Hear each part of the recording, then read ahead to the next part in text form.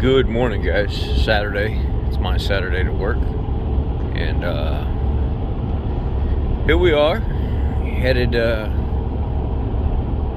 the Autobahn. We are headed down the Autobahn to work. And one of the questions I was asked recently is why I chose the 15 to 17 model F150 with the second gen Coyote as my truck of choice. And the reason I chose that is because mainly the lack of issues that the second gen had. I love V8s. I don't really care for vehicles with trucks anyway, I should say, with V6 turbos. There's definitely a place for that, and there's definitely a market for that.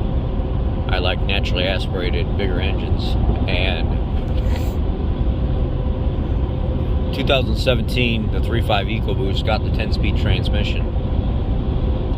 And I'm not a huge fan of the 10-speed transmission because of how clunky it is and all the little nuances and things that happen. People still to this day complain about how it shifts and how clunky it is, and it's kind of the little issues that have popped up over the years with the 10-speed transmission that we never really seen too much of with the 6-speed transmission.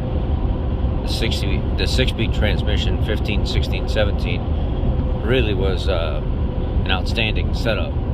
Didn't really have lead frame issues like the earlier model did, 11, 12, 13, 14, where you would get transmission speed sensor codes and temperature sensor codes, and it would just wreak havoc on the electrical system overall, because that lead frame that goes through the transmission to all the different sensors and valve body connections, solenoid connections, was known to be faulty. And then they've been on back order forever because so many trucks need them. And a lot of people said, well, why didn't you choose the 6.2 liter tried and true V8 from 11 to 14 in the F150? Well, there are several reasons why. Do I like the setup? Absolutely love the setup. But the overall issues with that body style truck, with the vacuum pump on the back of the cylinder head leaking, and the valve body or the lead frame issues with the transmission, and the body itself rotting out because it was a steel body, threw me off. And I didn't really care for having to deal with all that. Then there were like little electronic issues and stuff with it that were a little bit more apparent, with like the blend door actuators and stuff, and I just wasn't a huge fan of it. I didn't find that the interior layout was as nice as the 15, 16, 17. So that's why. I do like the 6.2 liter. But we get all of them in with lead frame issues and transmissions. So just overall, taking in the whole entire package of why I like the second gen F150 with a 5.0 the best is because we don't see all those issues with the second gen Coyote setup. They're just not there. Customers are typically coming in just for maintenance, brakes, oil changes, fluid changes, tires, and that's it.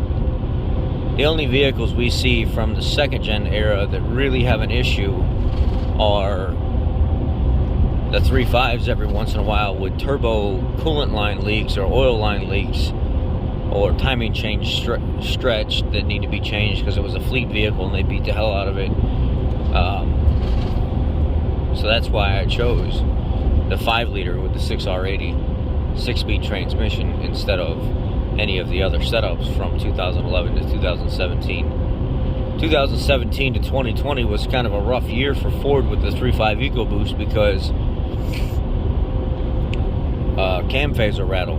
They had to go through 3 generations of cam phasers before they got a good type cam phaser design that would actually work and not have to come back, 2,000 or 3,000, 5,000, 10,000 miles later for the phasers to be replaced again. And then from 21 and above, you know, you ended up getting the Coyote with cylinder deactivation stuff, and then all the newer crap with the new coolant pumps and lines and all these other shenanigans on these new vehicles, and the uptick and upgrade and plethora of electronics that are in all the new trucks. I was just like, you know, I'm fine with just a 2015 to 2017 F-150 second gen 5-liter 6-speed transmission that just doesn't have problems. Keep it maintenance, drive the thing, don't be scared of it, and it'll take care of you. And the aluminum body helps because the rot. Yeah, people said aluminum oxidation and stuff like that. I get it. I get that there were some issues with Ford Explorer hoods peeling from that era and stuff like that, and even some of the F-150s, but that's small compared to what I'm talking about in the grand scheme of things. So that's why I chose the second gen 2015 to 2017 F-150 with a 5.0 liter 4-wheel drive. That's my choice. You know, there's other guys that were trying to compare like the 99 to 2006 GM LS trucks or whatever, blah blah blah, and I'm like, you know, that's all great, that's fine, that's great that you guys like those trucks. I'm not denying that engine isn't a bulletproof engine from those years. What I am saying is it's still not as efficient as an overhead valve engine like this truck. The volumetric efficiency is down on those. You still have bodies that rot out. You still have lack of design in general, and they're not as comfortable as some of the newer trucks.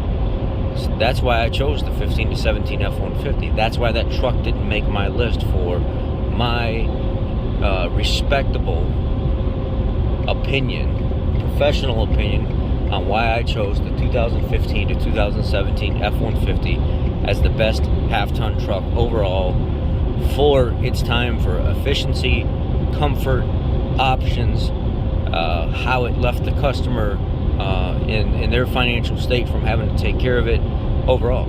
There's a reason why I chose that, and all those reasons, this 15 to 17 F-150 category 5-liter 4-wheel drive fit and pass. That earlier model 99 to 2006 don't. It was underpowered. It may have been a reliable truck, but in general to me wasn't nowhere near the truck the 15 to 17 F-150 with a 5-liter was.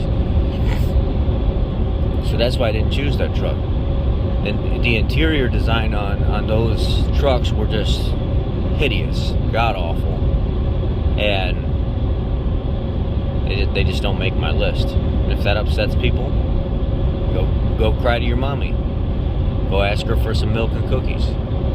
Tell you a bedtime story. I don't know what to tell you, but they're not my choice, and that's the reason why. So there's your a little bit more clarity on why I chose the 15 to 17 F-150.